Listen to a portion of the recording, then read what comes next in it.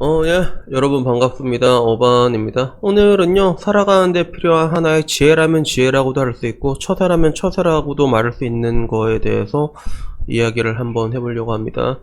제 유튜브를 오래전부터 보신 분이면 제가 베트남에서 만난 아저씨 이야기 기억하실 거예요. 그래서 내가 이때까지 만났던 사람 중에서 인생에 가장 후회가 없는 아저씨였거든. 가장 후회가 없는 사람이었단 말이야. 근데 그 사람이 보면 다 했던 사람이야. 전부 다 했어. 그래서 막내 아들은 베트남으로 유학을 보냈고요. 그래서 얘기해보니까 막내 아들은 머리가 빡대가리라서 베트남으로 유학을 보냈다고 하더라고. 그래서 큰애는 이제 본토로 유학을 보냈거든. 근데 왜 막내는 그렇게 빡대가리라서 베트남으로 유학 보냈는가 하니, 현재 베트남의 그런 구조가 옛날에 대한민국의 과거랑 유사하다는 얘기는 많이 하잖아요. 그죠? 근데 우리 과거 이제 70년대, 80년대 때를 생각을 해보면, 그때는 대학교를 들어가게 되면 이것들이 확실한 생애소득의 증가로 이어졌거든요. 그래서 지금 와서는 더 이상 대학이라는 것들이 확실한 생애소득의 증가로 이어지진 않잖아. 근데 옛날에는 그게 확실하게 이어지는 데가 있었거든. 그래서 그게 지금 베트남이란 거예요. 그래서 막내 아들은 빡대가리라 가지고 베트남으로 보냈고, 그 아저씨가 노리고 있는 거는 지금 뭐 방린이나 이런 데서 삼성전자가 점점 커지고 있고 앞으로도 커질 수밖에 없으니까, 여기서 베트남에 있는 대학교를 나온 한국인에 대한 수요가 많아질 거다라는 것들을 겨냥한 것들이었거든요. 그래서 그쪽으로 보냈고, 그리고 물론 이제 이혼도 하고, 그래도 당시에는 원래 또 부산에 또 해운대 아이파크에 계시더라고요. 그래서 지금 뭐 엄청 많이 올랐겠지? 해운대 아이파크면 엄청 많이 올랐을 건데, 근데 거기 살고 계시고, 학교도 이제, 이게 아들내미 다 유학 보내고, 와이프한테 위자료도 두둑하게 챙겨주고, 그리고 나한테 보여주면서, 야, 내 여자친구 이쁘지? 이러면서 이제 또 보여주는 거야. 그러니까, 결국엔 다 해본 사람이 인생에 후회가 없다는 걸 내가 그 아저씨를 보고 이제 알게 된 것도 있었는데, 그 아저씨는 진짜로 인생에 후회가 없었거든. 근데, 그 아저씨가 했던 얘기 중에서 내가 되게 기억에 남는 게 그거야. 자기가 사회생활을 하면서 만난 사람들은, 보통 이게 사회생활을 하다 보면 다마가 비슷한 사람들끼리 만나다 보니까 뭐 그런 게 없대. 오히려 사회생활 하는 사람이 더 편할 때도 있고 잘 맞는 것도 있고. 그런데 근데 어렸을 때 친구들은 그런 삶의 수준이 다 제각각이더라. 근데 이런 제각각인 친구들을 만날 때는 그 친구의 눈높이에 맞춰주는 게 굉장히 중요하다라고 얘기를 하더라고요. 그러니까 이게 별거 아닌, 그 당시에 내가 들을 땐 진짜 별거 아닌데 엄청나게 대단한 걸 말해주는 것처럼 나한테 얘기했거든. 그래서 친구가 이렇게 뭐 힘든 친구면 그러면 그냥 말 때 절대로 이렇게 비싼 거 먹지도 말고 그냥 두루치기 이런 거 먹으라고. 이런 거 먹고, 그리고 나중에 이제 친구가 이제 돈 좀, 이게 좀 자기가 얻어먹다가 미안해서 두루치기 사준다면 가서 그냥 먹고 오면 된다고. 그러면서 중요한 게 절대로 이제 뭐 돈 많이 벌거나 이렇게 잘난 척 하지 말라고 이렇게 얘기를 했었거든.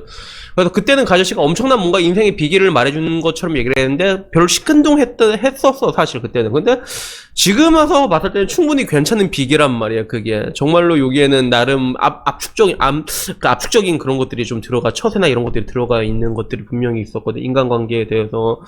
그래서 뭐 여러분들도 지금쯤 되면 눈치채겠지만, 이게 보통 내 유튜브 보시는 분들이 20대 중반부터 좀 많거든.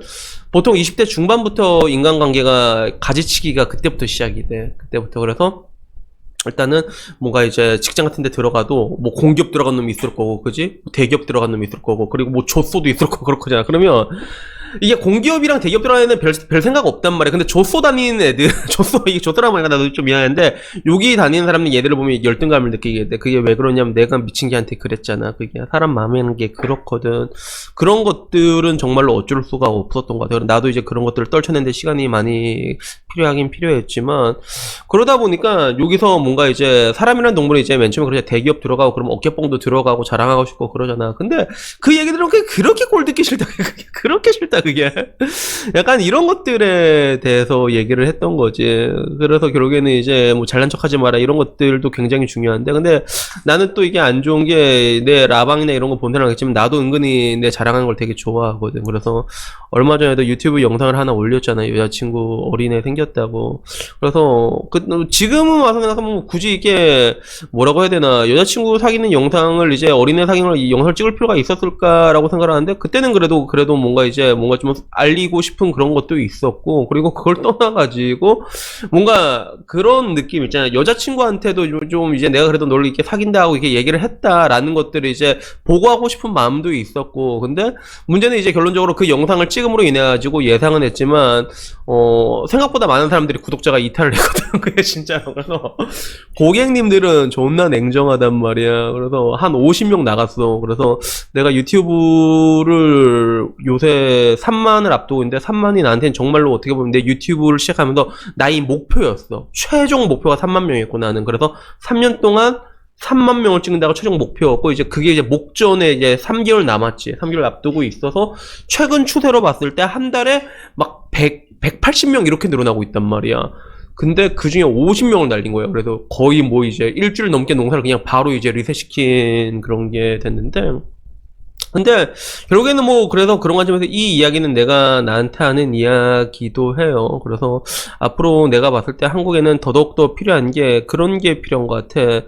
사람이 좀 이렇게 맛있는 걸 먹어도 맛없는 척을 하고, 기뻐도 조금 슬픈 척하고, 행복해도 우울한 척하고, 맛있는 거 먹어도 에이 맛없다 해야 되고, 이런 것들이 한국엔 앞으로 조금 더 필요할 것 같아. 한국엔 앞으로 왜 앞으로라고 얘기하면 앞으로 더 힘들어질 거거든.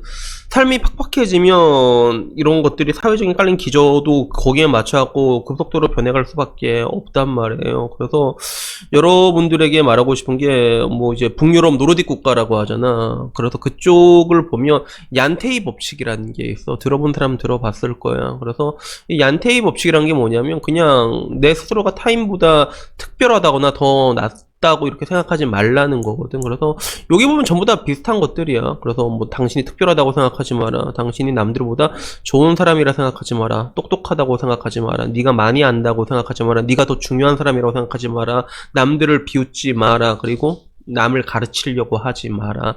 이런 것들이 결국엔 다 얀테이 법칙이란 말이에요. 그래서 지금 와서 노르딕 국가에서는 이 얀테이 법칙에 대해서 개성을 말살한다 라고 말하는 사람도 되게 많아.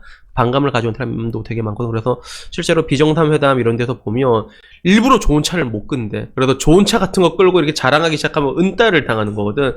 물론 여기에 대해서도 문제가 있다고 생각하지만, 근데 지금 현재 한국을 보면 한국은 좀 뭐라고 할까, 뭐 옛날에는 뭐 말이 뭐 동방예의 지국이라고 하는데 나는 사실 한국만큼 예의 없는 나라가 없다고 생각하는 사람 중에 한 명이거든. 그래도 뭐 지금 보면 뭐 테레비 같은 거 보더라도 전부 다 이제 자기 가진 거 자랑하고 지돈 자랑하고 인스타그램 봐도 전부 다 이게 막 자랑하고 그러잖아. 근데 우리한테는 아까 말한 이 얀테이 법칙이라는 게 이제 조금 더 필요한 게 아닌가. 그리고 이런 것들이 하나의 삶의 지혜가 될 수 있다라는 것들이죠. 하나의 처세가 될 수 있다는 것들이고.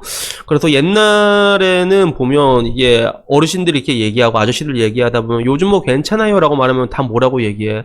에이 그냥 입에 풀칠하고 살죠 라고 얘기를 했잖아. 절대로 그 이상 얘기하지도 않잖아. 하지도 않고 관심 가지려고 하지도 않고. 어떻게 보면 이 입에 풀칠하고 살죠라는 거에는 어떻게 보면 그 옛날 사람들의 그런 하나의 얀테이 법칙이 스며들어 있는 것들이 아니었나라는 그런 생각이 듭니다. 그래서 여튼간에 뭐 오늘 이야기는요 그냥 여기에 대해서 한번 얘기를 해보고 싶었어요. 물론 이 이야기는 내가 나 자신에게 하는 얘기이기도 하지만 앞으로 여러분들이 이게 좀 이게 살다 보면 더 잘난 사람들도 있을 거 아니야. 그러면 보통 한국에는 또 이제 뭐 대기업 들어가고 뭐 공기업 들어가고 뭐 이렇게 계급 올라가고 그러면 이제 어깨 뽕 들어가고 이런 사람 되게 많거든. 근데 내 유튜브 방송 보더라도 막 그런 거 자랑하러 오는 사람 되게 많단 말이야. 근데 얼마나 불쌍해. 자기 막 돈 많이 버는 거 자기 어디 다니는 거 자랑하고 싶은데 결국엔 자기 자랑 들어줄 사람이 없어서 내 라디오 방송에서 자랑을 하는 거 아니야. 내가 결국엔 그렇게 하기 시작하면 주변에 사람들도 떠난다는 것들이죠. 그러니까 이런 뭔가 이제 제가 말한 그 한 글자로 추격하자면 항상 입에 풀칠하고 사는 척하는 이런 것들이 어떻게 보면 정말로 이제 삶의 하나의 지혜이고 미덕이고 처세가 아닌가 하는 생각이 들어가지고 이 이야기를 해봤습니다. 여튼간에 오늘 이야기 여기까지고요. 다음에 조금 더 좋은 이야기로 찾아뵙도록 하겠습니다. 이상입니다. 감사합니다.